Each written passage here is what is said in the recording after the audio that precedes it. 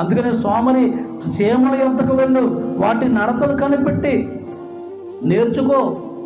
గాలేస్తే ఎగిరిపోద్దని చీమ, గాలేస్తే గట్టిగా ఎగిరిపోద్ది, మనం ఉప్పంటే ఎగిరిపోద్ది.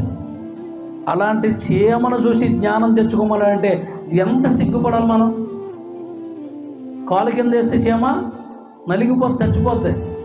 బలము లేని జీవులయ్యి మనం 6 అడుగుల ఆకారం కలిగి, దేహదారిటీ కలిగి బలమైన వ్యక్తులుగా ఉన్నాం. కానీ మనలో ఏం లేదు, జ్ఞానం లేదు. ఆలోచించండి ఒకసారి. చీమల యొద్దకు వెళ్ళి వాటి నడతలు కనిపెట్టి జ్ఞానం తెచ్చుకో.